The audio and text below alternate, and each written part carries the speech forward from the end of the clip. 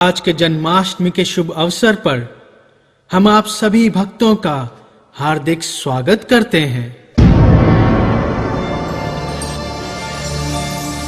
Urge विग्रह मूर्ति क्या है ये? क्या ये एक ऐसा स्वरूप है जिसमें भगवान भक्तों की सेवा स्वीकार करते हैं, या केवल एक पत्थर का ऐसा आकार है जो इंसान की सोच तथा कला से पैदा होता है? तो क्या है इस रहस्य के पीछे छुपा हुआ सच?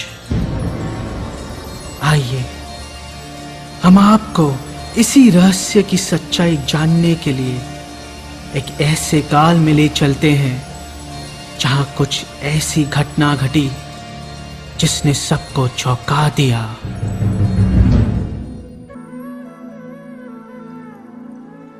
भगवान श्री कृष्ण अनंत काल से अपने भक्तों के साथ प्रत्येक युग में विशेष लीलाएं प्रदर्शित करते आ रहे हैं। केवल सतयुग, त्रेता युग, द्वापर युग में ही नहीं बल्कि कलयुग में भी भगवान श्री कृष्ण ने अपने परम शुद्ध भक्तों के समक्ष दर्शन देकर कई महान कार्य करवाए हैं। लगभग 700 वर्ष पूर्व मध्वा गौड़ीय वंश के महान आचार्य श्री माधवेंद्रपुरी के समक्ष श्री कृष्ण ने बाल गोपाल रूप में प्रकट होकर वृंदावन में ही नहीं अपितु नीलांचल क्षेत्र, जो कि आज जगन्नाथपुरी धाम के नाम से भी प्रसिद्ध है, इस पावन क्षेत्र में जाकर श्री कृष्ण ने अद्वितीय लीलाएं प्रदर्शित की। गोवर्धन में भगवान को उनके आदेशानुसार स्थापित कर माधवेंद्रपुरी मलय चंदन लाने के लिए नीलांचल क्षेत्र की ओर निकल पड़े और वहां भी श्री कृष्ण ने गोपीनाथ रूप में उनके लिए स्वयं खीर चुराई। ये अद्भुत लीला चैतन्य चरितामृत में भी श्री कृष्णदास कविराज गोस्वामी द्वारा अंकित की गई है। आइए हम इस महान लीला को नाट्य रूप में देखते हैं। एक बार श्री माधवेंद्रपुरी वृंदावन गए और वहां घूमते घूमते वे गोवर्धन पर्वत पहुंचे। माधवेंद्रपुरी भगवत प्रेम में उन्मत्त रहते थे और उन्हें इसका ज्ञान भी नहीं रहता था कि दिन है या रात। कभी वे उठ बैठते और कभी भूमि पर गिर पड़ते। उन्हें उचित अथवा अनुचित स्थान में भेद नहीं रहता था। गोवर्धन पर्वत की परिक्रमा करने के बाद श्री माधवेंद्रपुरी गोविंद कुंड गए और वहां स्नान किया। फिर संध्या विश्राम के लिए एक वृक्ष के नीचे बैठ गए। जब वे विश्राम के लिए वृक्ष के नीचे बैठे थे तभी एक अज्ञात ग्वालवाल दूध का पात्र लेकर आया।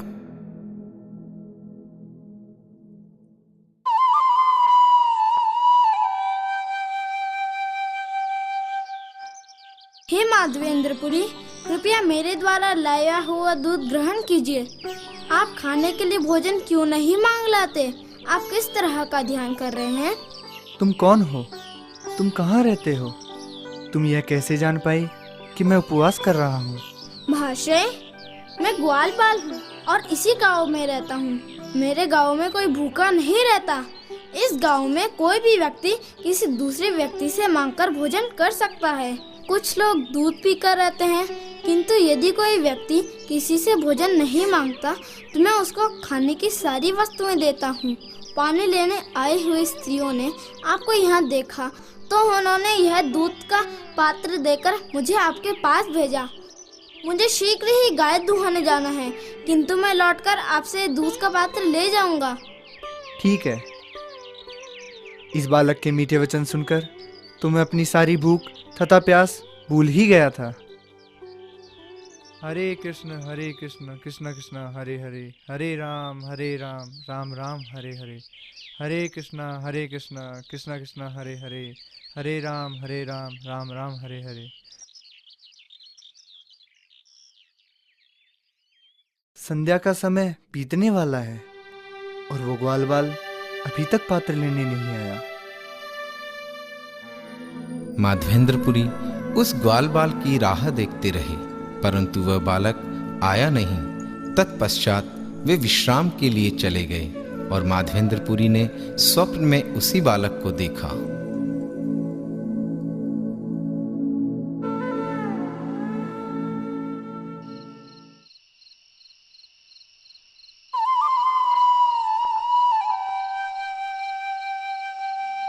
हे माधवेंद्रपुरी, मैं गोवर्धन के निकट एक कुंज में रहता हूँ।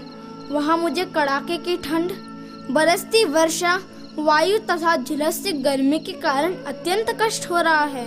कृपा करके गांव के लोगों को लाकर मुझे इस झाड़ी से निकालिए। उनसे कहकर मुझे पर्वत की चोटी पर भली प्रकार स्थापित कर दीजिए। उस पर्वत की चोटी पर एक मंदिर बनवाइए और मुझे उस मंदिर पर स्थापित कर दीजिए। इसके बाद मुझे पर्याप्त शीतल जल से स्नान कराइए, जिससे मेरा शरीर स्वच्छ हो जाए। मैं बहुत दिनों से तुम्हारी बाट देखता रहा हूँ और सोचता रहा हूँ कि कब माधवेंद्रपुरी आकर मेरी सेवा करेंगे। मैंने तुम्हारे प्रेम भाव के कारण ही तुम्हारी सेवा स्वीकार की है। इस प्रकार मैं प्रकट हो जाऊंगा और मेरे दर्शन करने से सारे पतित लोगों का उद्धार हो जाएगा। मेरा नाम गोपाल है। मैं गोवर्धन पर्वत को धारण करने वाला हूँ। मेरी स्थापना वज्र द्वारा की गई थी और मैं यहाँ का अधिकारी हूँ। जब मुसलमानों का आक्रमण हुआ तो मेरी सेवा करने वाले पुजारी ने मुझे इस जंगल की कुंज में छिपा दिया। फिर वह आक्रमण के भय से भाग खड़ा हुआ। पुजारी के जाने के बाद से मैं इसी कुंज में रह रहा हूँ। यह अच्छा हुआ कि तुम आ गए। अब सावधानी से मुझे बाहर निकालो।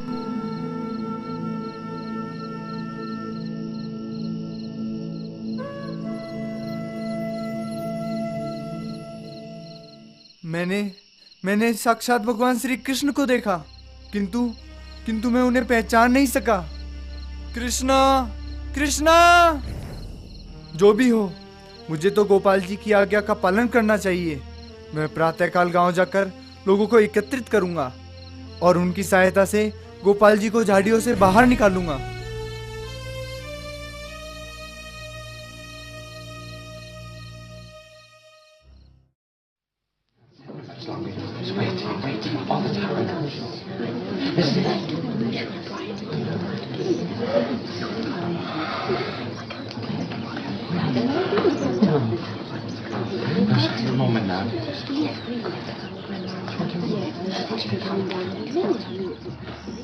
हरे कृष्णा, हरे कृष्णा!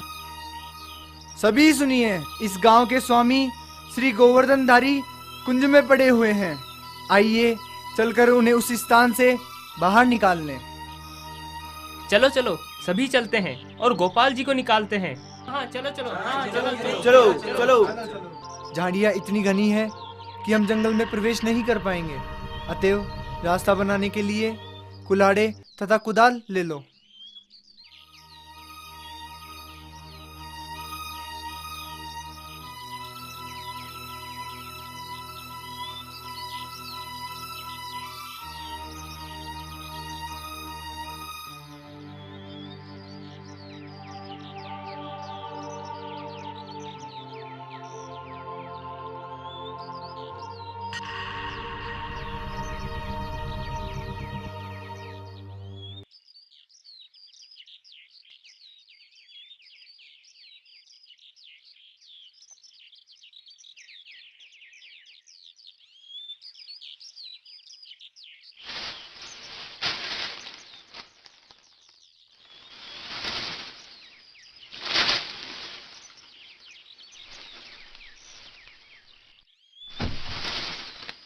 यही वो कुंज है जिसके बारे में गोपाल जी ने मुझे स्वप्न में बताया था।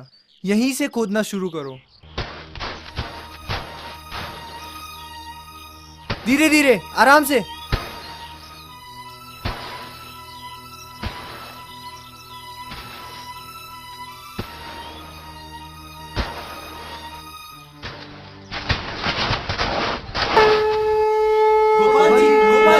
गोपाल जी की जय हो, गोपाल जी की जय हो, गोपाल जी की जय हो। यह विग्रह बहुत भारी है, इसे अकेला व्यक्ति हिला भी नहीं सकता। सब लोग साथ मिलकर गोपाल जी को गोवर्धन की चोटी तक ले जाते हैं। हाँ चलो चलो, हाँ चलो चलो। और इस प्रकार माधवेंद्रपुरी ने गांव वालों की सहायता से गोपाल जी के विग्रह को गोवर्धन पर स्थापित किया। एक बड़े पत्थर को सिंहासन बनाया गया और उस पर आर्च विग्रह को प्रतिष्ठित कर दिया गया एक दूसरा बड़ा पत्थर विग्रह के सहारे के लिए पीछे लगा दिया गया। गांव के सारे ब्राह्मण पुरोहित जल के घड़े लेकर एकत्र हुए और गोविंद कुंड से पानी लाया गया और उसे छाना गया। बिगुल तथा ढोल बजने लगे। प्रतिष्ठा उत्सव के समय कुछ लोग गा रहे थे तो कुछ नाच रहे थे। गांव का सारा दूध, दही तथा घी उत्सव के लिए लाया गया। वहां पर नाना प्रकार के व्यंजन तथा मिठाइयाँ और अन्य उपहार लाए गए। तत्पश्चात गोपाल जी की भव्य आरती संपन्न की गई। अंत में हर एक ने विविध प्रार्थनाएं की तथा विग्रह को पूर्ण आत्मसमर्पण के भाव में दंडवत प्रणाम किया। हे गोविंदा, हे गोपाल, हे गोविंदा, हे गोपाल, हे गोविंदा, हे गोपाल, केशव माधव दीन दयाल, केशव माधव दीन दयाल, केशव माधव दीन दयाल, दीन दयाल, दीन दयाल, केशव माधव दीन दयाल, दीन दयाल, दीन दयाल, केशव माधव दीन दयाल, दीन दयाल, दीन दयाल, केशव माधव दीन दयाल, दीन दयाल, दीन दयाल, केशव माधव दीन दयाल। हे गोविंदा, हे गोपाल, केशव माधव दीन दयाल, हे गोविंदा, हे गोपाल, केशव माधव दीन दयाल, हे गोविंदा, हे गोपाल, केशव माधव दीन दयाल, हे गोविंदा, हे गोपाल, केशव माधव दीन दयाल, दीन दयाल, दीन दयाल, केशव माधव दीन दयाल, दीन दयाल, दीन दयाल, केशव माधव दीन दयाल, दीन दयाल, दीन दयाल, केशव माधव दीन दयाल, दीन दयाल, दीन दयाल, केशव माधव दीन दयाल, केशव माधव दीन दयाल। इस प्रकार 2 वर्षों तक मंदिर में आर्च विग्रह की पूजा अत्यंत ऐश्वर्य के साथ चलती रही। तब एक दिन माधवेंद्रपुरी ने एक सपना देखा।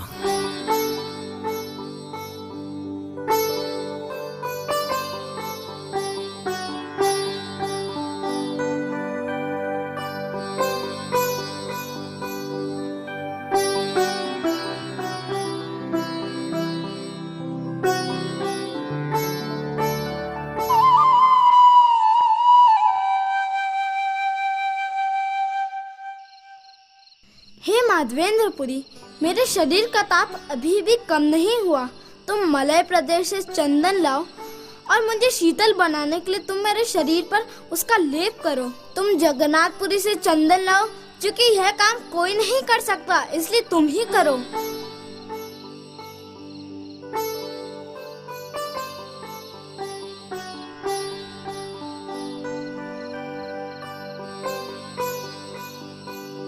इस स्वप्न के पश्चात माधवेंद्रपुरी बंगाल के लिए चल पड़े।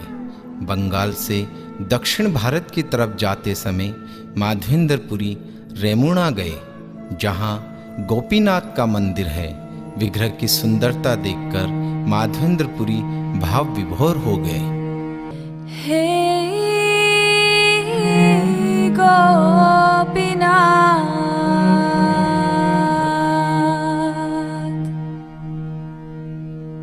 हे गोपीनाथ,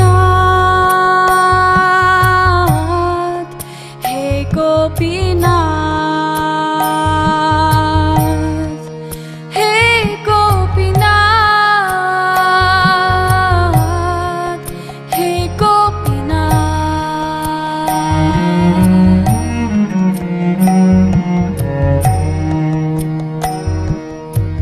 मम निवेदना शुनो,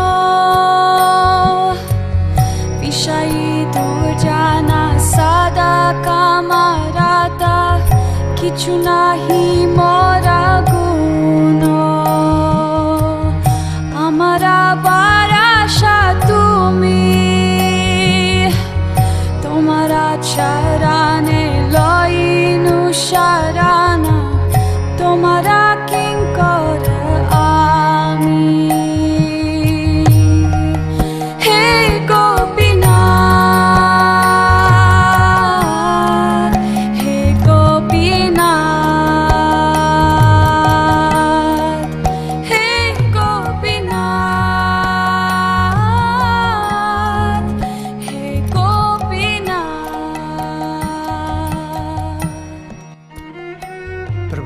उत्कृष्टता को देखकर लगता है कि यहाँ अवश्य ही उत्तम भोजन गोपीनाथ जी को अर्पित किया जाता होगा।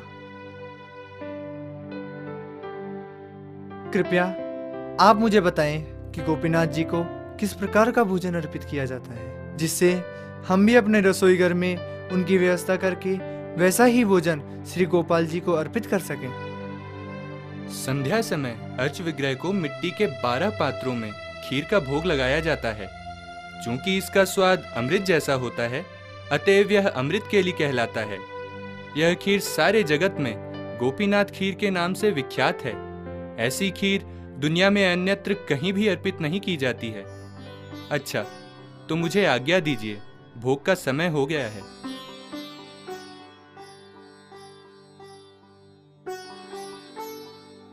यदि मुझे बिना मांगे थोड़ी सी खीर मिल जाए तो मैं उसे चख लूं और ऐसी ही खीर अपने भगवान श्री गोपाल के लिए तैयार करूं।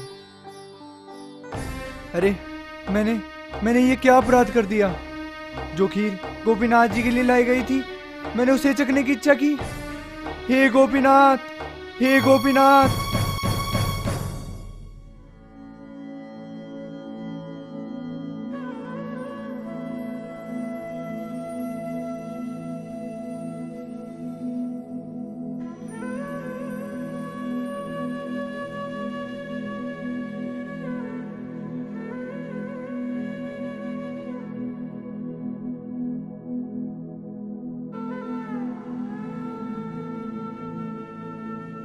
इसी बीच मंदिर के पुजारी ने आर्च विग्रह को शयन करा दिया। पुजारी अपना दैनिक कार्य समाप्त करके आराम करने लगा। सपने में उसने देखा कि स्वयं गोपीनाथ उससे बातें कर रहे हैं।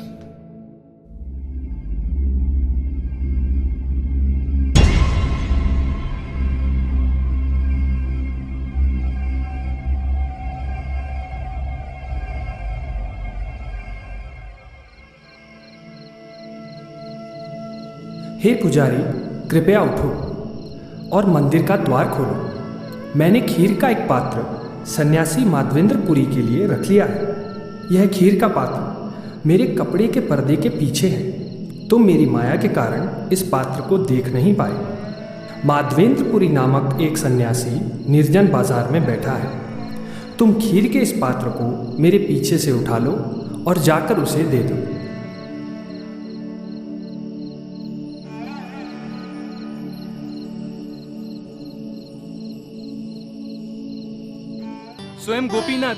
स्वयं गोपीनाथ मेरे सपने में आए। मुझे मंदिर के गर्भगृह में जाकर देखना चाहिए।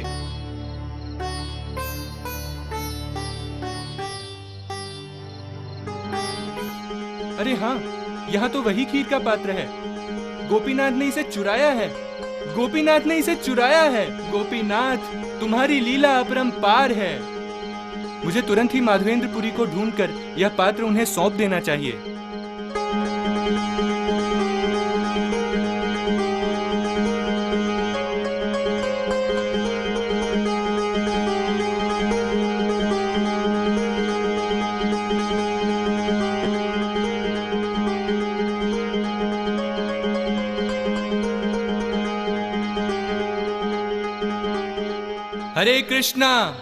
हरे कृष्णा, जिसका नाम माधवेंद्रपुरी हो वह आकर यह पात्र ले जाए। गोपीनाथ ने तुम्हारे लिए इस खीर के पात्र को चोरी किया है। माधवेंद्रपुरी, माधवेंद्रपुरी, आप तो तीनों लोकों में परम भाग्यशाली व्यक्ति हो। यह खीर पात्र लेकर अत्यंत सुखपूर्वक प्रसाद ग्रहण करो। मेरा नाम माधवेंद्रपुरी है? गोपीनाथ जी ने आपके लिए खीर के इस पात्र को चोरी किया है। जब आरती समाप्त होने के बाद मैं भगवान को शयन करवा के विश्राम करने चला गया, तब गोपीनाथ जी मेरे सपने में आए और कहा कि मैंने माधवेंद्रपुरी के लिए खीर का एक पात्र चुरा के पर्दे के पीछे रखा है और कहा कि तुम इस पात्र को ले जाकर माधवेंद्रपुरी को दे आओ। कृपया इसे ग्रहण करें।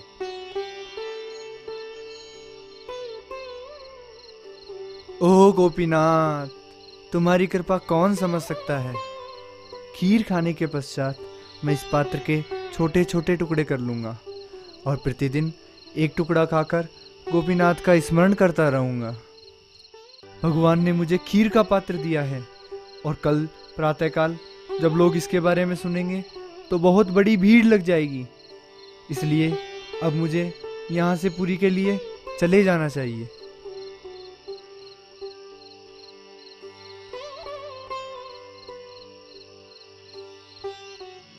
श्री माधवेंद्र पुरी जी ने जगन्नाथपुरी पहुंचकर वहां के सभी महान भक्तों तथा सेवकों को श्री गोपाल की प्राकट्य की कथा बताई और बताया कि वृंदावन के श्री गोपाल चंदन का लेप चाहते हैं। जब जगन्नाथपुरी के सारे भक्तों ने सुना कि वृंदावन के गोपाल विग्रह चंदन चाहते हैं तो सभी हर्षित होकर चंदन एकत्र करने का प्रयास करने लगे। हरे कृष्ण कृष्ण कृष्ण हरे हरे, हरे राम राम राम हरे हरे, हरे कृष्ण कृष्ण कृष्ण हरे हरे, हरे राम राम कुछ राम समय हरे पश्चात जो लोग राज अधिकारियों से परिचित थे वे उनसे मिले और चंदन मांग मांग कर एकत्र किया और माधवेंद्रपुरी को सौंप दिया। उन्हें आवश्यक मार्ग वे भी दिया गया। इस तरह माधवेंद्रपुरी वृंदावन के लिए चल पड़े और कुछ दिनों के बाद वे पुनः रेमुणा गांव तथा वहां के गोपीनाथ मंदिर में पहुंचे।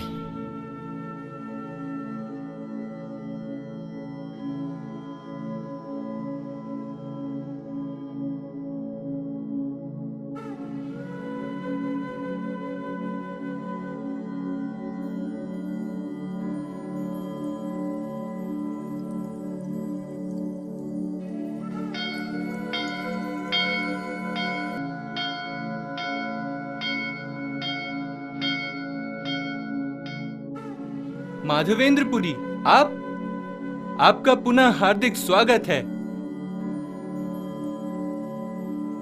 कृपा करके गोपीनाथ जी का खीर प्रसाद ग्रहण कीजिए। उस रात माधवेंद्रपुरी ने मंदिर में विश्राम किया, किंतु रात्रि के अंत में उन्हें दोबारा स्वप्न में वृंदावन के गोपाल जी दिखाई दिए।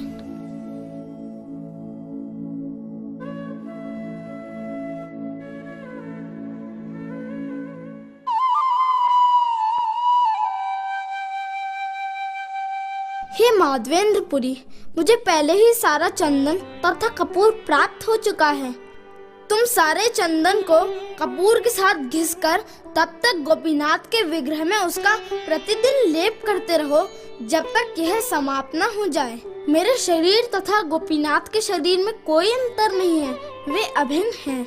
अतएव यदि तुम गोपीनाथ के शरीर पर चंदन लेप करते हो तो वह मेरे शरीर पर चंदन लेप करने के ही समान होगा। इस प्रकार मेरे शरीर का ताप कम हो जाएगा। मेरे आदेशानुसार कार्य करने में तुम तनिक भी संदेह मत करो। मुझ पर विश्वास रखकर जो आवश्यक है वह करो।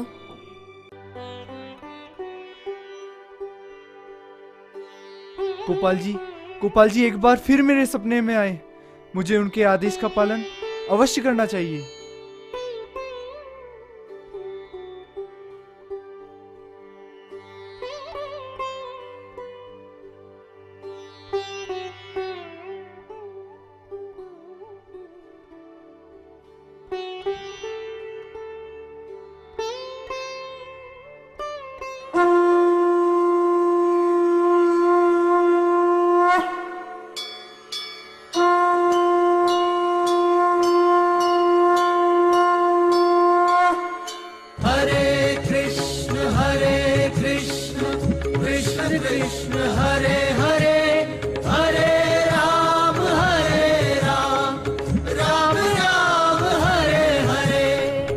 गोपीनाथ जी के विग्रह पर इस कपूर तथा चंदन का लेप करो, जिसे मैं वृंदावन स्थित गोपाल के लिए लाया हूँ। इसे नियमित रूप से प्रतिदिन करो। यदि गोपीनाथ के शरीर पर चंदन का लेप किया जाए तो गोपाल शीतल हो जाएंगे। आखिर पूर्ण पुरुषोत्तम भगवान पूर्णतया स्वतंत्र हैं। उनका आदेश सर्वशक्तिमान है। हाँ, बिल्कुल सही बात है। हाँ, ये चंदन गोपीनाथ जी को गर्मियों में शीतलता देगा। अब माधवेंद्रपुरी द्वारा लाया गया यह सारा चंदन गोपाल जी नहीं अपितु गोपीनाथ के शरीर पर लेप किया जाएगा। जय गोपीनाथ। जय गोपीनाथ, जय गोपीनाथ, जय गोपीनाथ, जय गोपीनाथ, जय गोपीनाथ, जय गोपीनाथ।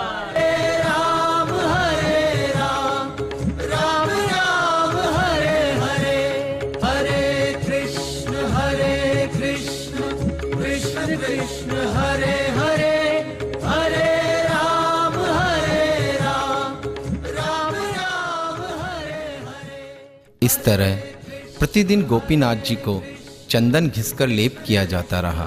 इससे गोपीनाथ के सेवक अत्यंत प्रसन्न हुए। इस तरह पूरा चंदन समाप्त होने तक गोपीनाथ के विग्रह पर चंदन का लेप होता रहा और माधवेंद्रपुरी तब तक वहीं रहे।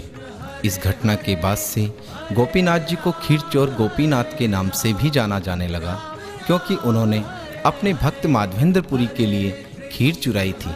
ये मंदिर आज भी उड़ीसा के रेमुणा गांव में स्थित है और वृंदावन के गोपाल जी को दामोदर गोसाई मुगल शासक औरंगजेब के आक्रमण से बचाने के लिए मेवाड़ के महाराणा राज सिंह की सहायता से मेवाड़ ले गए और मेवाड़ पहुंचते ही सीहर नामक गांव में भगवान गोपाल जी के रथ का पहिया धंस गया। बहुत प्रयास करने के बाद भी जब रथ का पहिया नहीं निकला तो सब लोग समझ गए कि गोपाल जी की यहीं रहने की इच्छा है। महाराणा राज सिंह ने उसी स्थान पर गोपाल जी के लिए एक भव्य मंदिर का निर्माण करवाया। आज गोपाल जी को श्रीनाथ जी के नाम से जाना जाता है तथा वह गांव जहां वे स्थित हैं नाथद्वारा के नाम से प्रसिद्ध है।